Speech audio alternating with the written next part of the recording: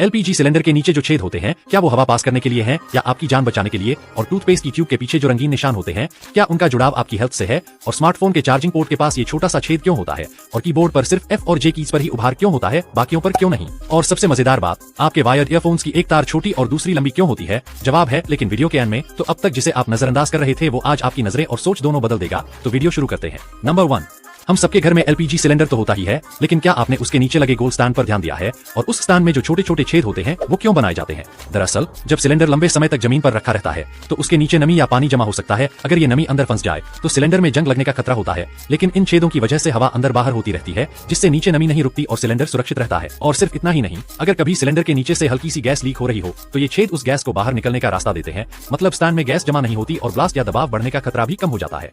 और हाँ, कमेंट करके जरूर बताना कि आपके घर में HP का गैस सिलेंडर है या इंडियन का। नंबर 2, क्या आपने कभी अपने स्मार्टफोन के नीचे चार्जिंग पोर्ट के पास एक छोटा सा छेद देखा है?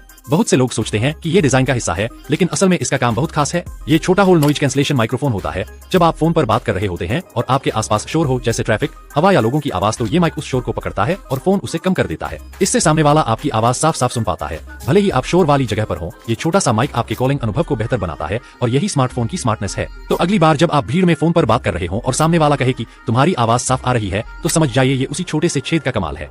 नंबर 3, क्या आपने कभी किसी को आंखें खोलकर छींकते हुए देखा है? नहीं ना? तो सोचिए क्यों हमारी आंखें छींकते वक्त अपने आप बंद हो जाती हैं? क्या ये कोई अजीब आदत है या इसके पीछे कोई साइंटिफिक वजह है? दरअसल छींक आना सिर्फ नाक की सफाई भर नहीं है, ये हमारी पूरी बॉडी का एक ऑटोमेटिक रिफ्लेक्स है। और इस रिफ्लेक्स का एक जरूरी हिस्सा है आंखों का अपने आप बंद हो जाना, क्योंकि जब हम छींकते हैं उस पल शरीर के अंदर बहुत तेज दबाव बनता है। अगर आंखें खुली रहें तो ये दबाव आंखों की नसों और रेटिना पर असर डाल सकता है, इसलिए हमारी बॉडी पहले ही सतर्क हो जाती है और आंखें अपने आप बंद कर देती है। ये जैसे हमारे शरीर का एक नेचुरल सिक्योरिटी सिस्टम होता है जो छींकते वक्त हमारी आंखों को सेफ रखता है।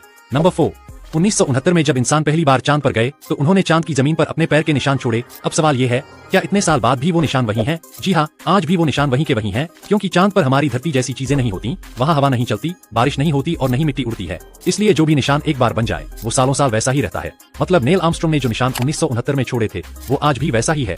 चांद पर आज भी निशान है। और मैं चाहता 5, क्या आपने कभी टूथपेस्ट की ट्यूब के पीछे वो छोटा सा रंगीन चौकोर निशान देखा है? कभी लाल, कभी नीला या हरा। ज्यादातर लोगों का मानना है कि इस चौकोर रंग का टूथपेस्ट पर होना इस बात का इशारा है कि टूथपेस्ट केमिकल है या नेचुरल। तो बता दे कि ये बात पूरी तरह फेक है।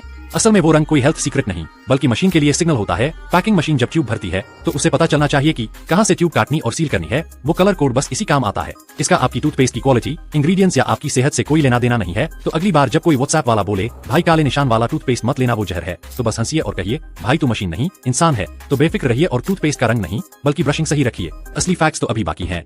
क्या आपने गौर किया है, पहले क्रेडिट कार्ड्स पर नंबर उभरे होते थे, लेकिन अब सारे नंबर कार्ड्स पर सीधे प्रिंटेड होते हैं। तो क्या टेक्नोलॉजी पीछे चली गई है? बिल्कुल नहीं, बल्कि हम और भी आगे बढ़ चुके हैं। दरअसल पहले कार्ड्स को पढ़ने के लिए इस्तेमाल होती थी एक खास मैनुअल मशीन जिसे इम्प्रिंट मशीन कहा जाता था। कार्ड को उसमें रखा जाता, फिर ऊपर से एक स्लाइडिंग मूवमेंट से रगड़ा जाता था। ऐसा करने से कार्ड पर उभरे हुए नंबर्स पेपर पर ट्रांसफर हो जाते थे ताकि ट्रांजैक्शंस की जानकारी रिकॉर्ड की जा सके। अब जमाना बदल गया है, हर कार्ड में होती है चिप, NFC और स्कैनर सपोर्ट, यानी अब मशीन को नंबर छूने की जरूरत ही नहीं, कार्ड सिर्फ टच करो और पेमेंट हो गया। प्रिंटेड नंबर से कार्ड दिखने में भी स्लीक और मिनिमल लगता है और ज्यादा सुरक्षित भी होता है, क्योंकि नंबर जल्दी घिसते नहीं और कार्ड की पहचान भी मुश्किल हो जाती है। नंबर 7, क्या आप जानते हैं लोकल दुकानदार से लिया गया ताला किसी और की चाबी से भी खुल सकता है?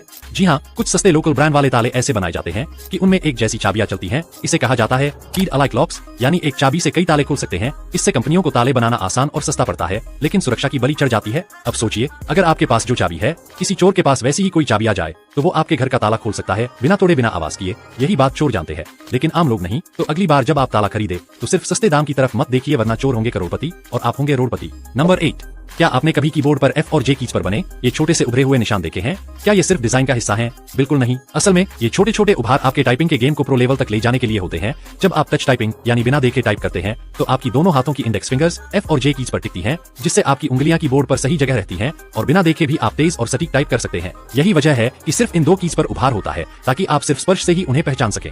नंबर 9, क्या आपने कभी अपनी कलाई की नसों को देखा है? वो नीली क्यों दिखती हैं? तो क्या हमारा खून भी नीला होता है?